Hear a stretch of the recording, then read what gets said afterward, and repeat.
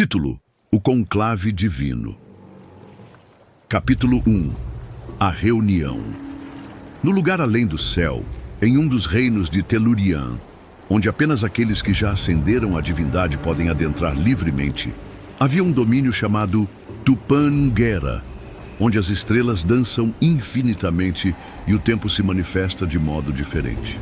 Alguns dos deuses responsáveis pelas almas dos primeiros mortais reuniram-se rapidamente para tratar da aparição de intrusos em seus domínios.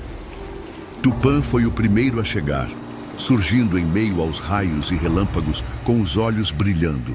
Em pura energia, bradou em alta voz, e Gath-Amá, a corrupção, agiu em nosso domínio. E Aingá, o tecelão, ajudou-a movendo-se nas sombras.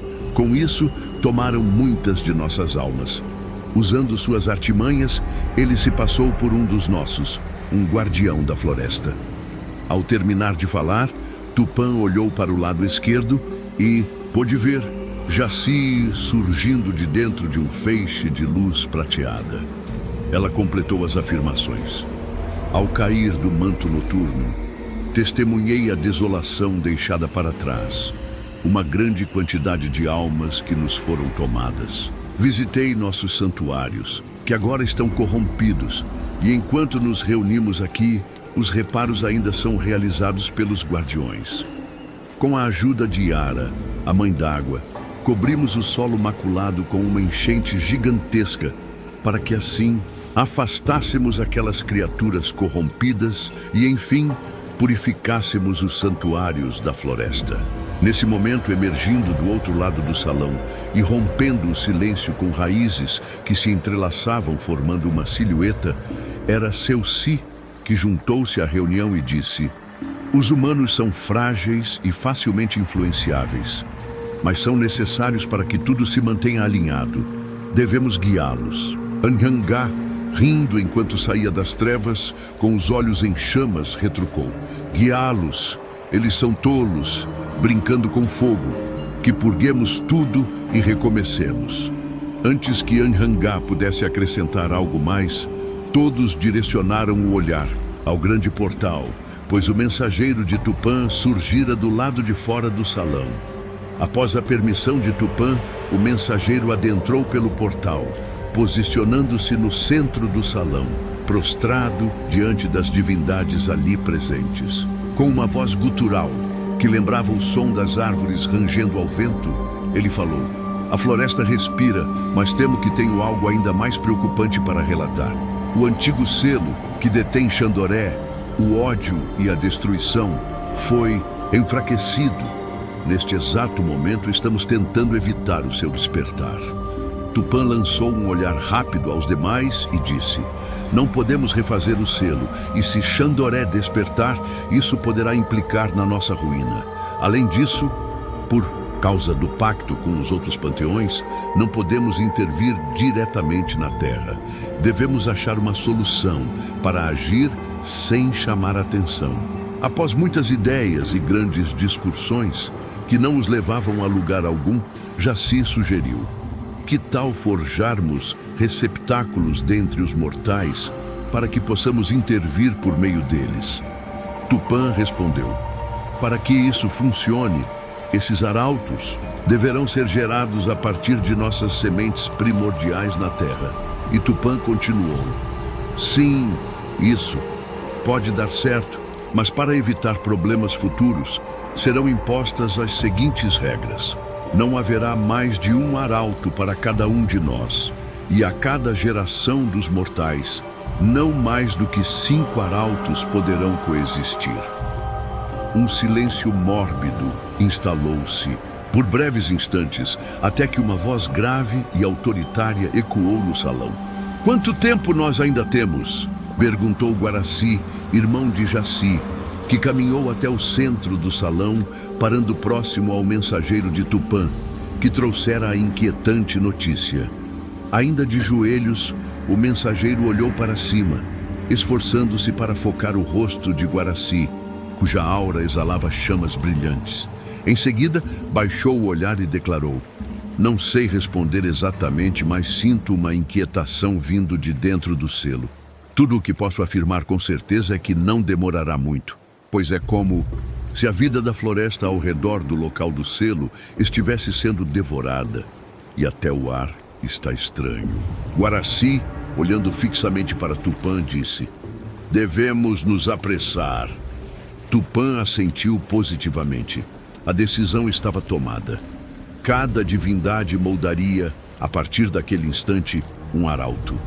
Um a um, os deuses aproximavam-se de uma enorme cuia que apareceu no salão e ofertava um pouco de sua essência, concedendo aos escolhidos um fragmento de poder. Enquanto alguns entoavam canções, os mais antigos forjavam as sementes, pequenos pontos luminosos que pairavam acima da cuia. Quando chegou a vez de Anhangá, ele aproximou-se e, com um brilho maligno nos olhos, sussurrou: que o despertar dos arautos traga a ascensão do retorno e a colheita dos homens para um novo começo. Todos estavam tão concentrados que ninguém notou o gesto de Anhangá, exceto Tisse. Rapidamente ela aproximou-se e sussurrou algo em seu ouvido. Ele a olhou e esboçou um pequeno sorriso. Com a forja quase concluída, todos sentiam confiança de que aquele plano seria a solução. Contudo, enquanto as sementes germinavam entre os mortais para o nascimento dos arautos, algo ocorria no plano material. Xandoré, o ódio e a destruição travavam uma batalha em sua prisão sob a terra. Capítulo 2. O mais além. Xandoré acabara de despertar e podia ver ao longe um lobo que emanava uma aura intensa. Será que foi essa criatura que despertou? Pensou Xandoré. De pé em meio a um campo de rochas, o lobo sondava, com olhos que brilhavam em um tom verde sinistro. Com as presas à mostra, rosnava enquanto gotas de um líquido viscoso caíam nas rochas. Xandoré sentiu um arrepio que lhe percorria o corpo e pensou que aquilo não podia ser apenas uma besta. Saia daqui, seja quem for, gritou Xandoré, fazendo com que sua voz ecoasse por todos os lados. O lobo abaixou levemente a cabeça, mas com os olhos ainda fixos em sua presa, e antes que Xandoré pudesse concluir o próximo pensamento, em um súbito movimento, o lobo partiu para o ataque, de modo tão veloz que Xandoré, por um breve instante, o perdeu de vista, sentindo o perigo. Fez uma dúzia de lanças negras surgirem no ar ao seu redor. Assim que conseguiu localizar o lobo, Xandoré moveu as mãos na direção da criatura, fazendo com que as lanças se disparassem com tamanha velocidade, criando um estampido e refrações de ar. As lanças agora moviam-se velozmente pelo ar, tentando ferir o lobo. Mas o animal não só esquivava-se, como a cada investida que as lanças faziam, o aproximavam mais de Xandoré, conforme a batalha se intensificava. E a cada golpe esquivado, a ira de Xandoré inflamar-se, chegando ao ponto de suas lanças se incendiarem. Labaredas rubras crepitavam e envolviam as lanças agora. E no furor da batalha, as lanças em chamas assemelhavam-se com estrelas cadentes cruzando o campo e explodiam tudo o que tocavam, espalhando as labaredas após algum tempo de batalha, na qual o lobo se esquivava enquanto Xandoré movia-se e controlando as lanças. Finalmente, o lobo estava cercado por chamas no solo e no alto. Pelas lanças que pairavam no ar, Xandoré não hesitou.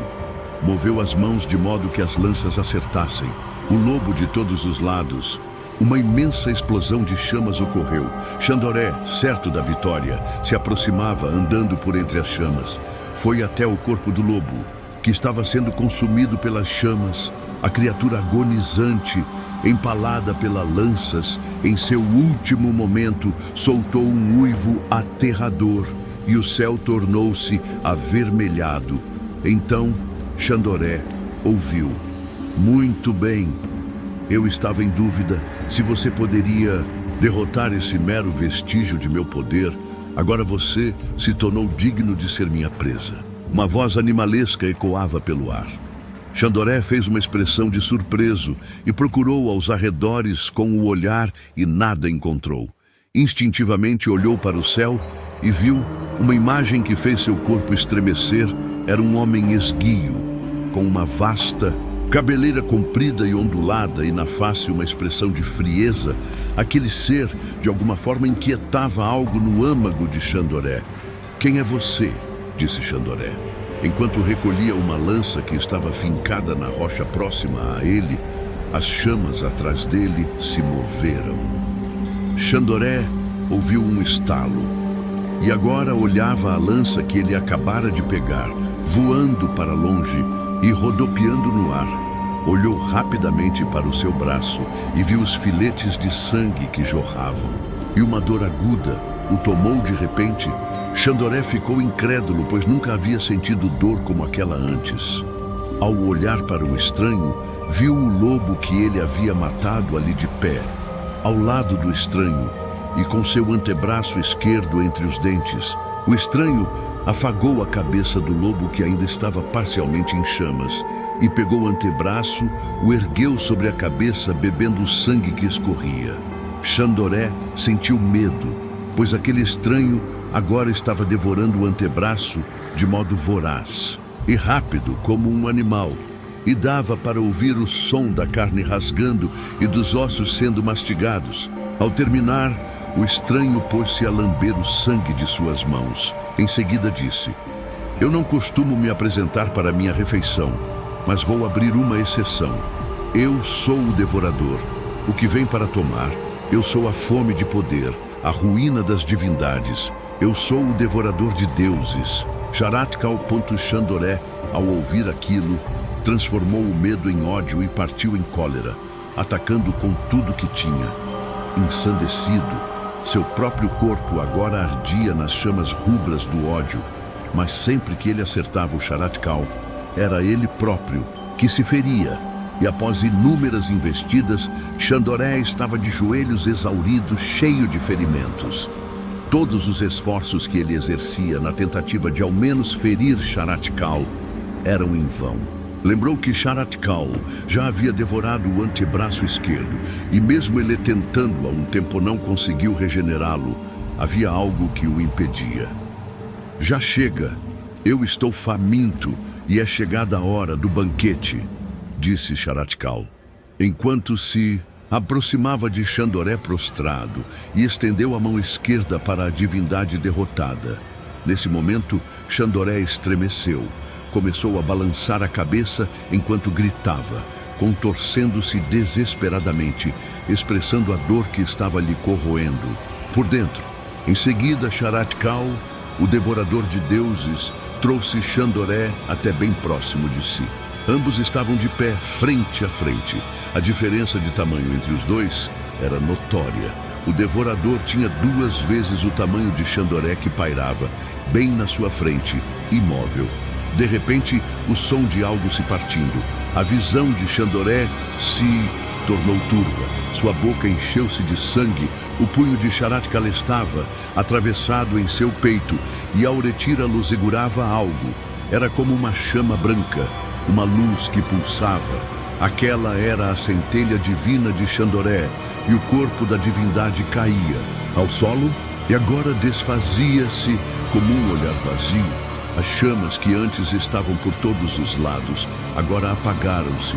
O braço de Xaratkal se transformava em uma massa de tentáculos negros e olhos pútridos envolvendo a centelha. Logo em seguida, assumiu a forma de uma cabeça de um lobo grotesco, cheio de crânios encrostados, deformados e recobertos por brumas negras e esverdeadas, uma bocarra com as presas à mostra, e consumindo aquela tão brilhante centelha, uma visão macabra. E em um breve momento, durante essa aterradora visão, posso jurar que foi possível ouvir os lamentos de incontáveis vozes, implorando por descanso, gritos de desespero, pedidos de ajuda. Quando terminou, nada restou. As vozes se calaram e Xaratkal, que voltou à sua forma humana, olhava para o selo de exílio que estava terminando de se desfazer, e naquele momento ele o atravessou. Pronto, agora estava feito. O devorador de deuses estava na Telúrian. Bem-vindo! Era Yangá, o tecelão, que falava enquanto se aproximava, andando em direção ao recém-chegado. Sharat-Kal olhou ao redor e viu dezenas de corpos. Então disse: "Parece que você estava se divertindo sem mim." Yangá respondeu: "Eram apenas mortais, não sinto nada em suas mortes. Você deve agradecer a ela." Ele apontando para uma mulher que saía das sombras da floresta. Sharat-Kal sorriu, mostrando as presas, e sussurrou: "Igathama, deveria ter imaginado que estava por aqui." E antes que Igathama falasse algo, Yangá falou: "Primeiro deveremos sair daqui, o quanto antes. Deixe-me mostrar o meu atual refúgio. Aliás, nosso refúgio, meus estimados colegas." Então o tecelão fez surgir entre as suas mãos um fio verde, e ao jogar o fio para o ar na sua frente, ele se transformou em uma fenda na realidade. O tecelão se aproximou da fenda, gesticulou com as mãos, para que os demais adentrassem. A primeira foi Igathama, seguida por Sharat-Kal, e no momento em que o próprio Yangá foi adentrar, sentiu algo estranho. Prontamente olhou para o céu, viu pequenos fios carmins cruzando-o em direção ao norte. "Isso vai ser muito interessante", disse Yangá, e adentrou a fenda.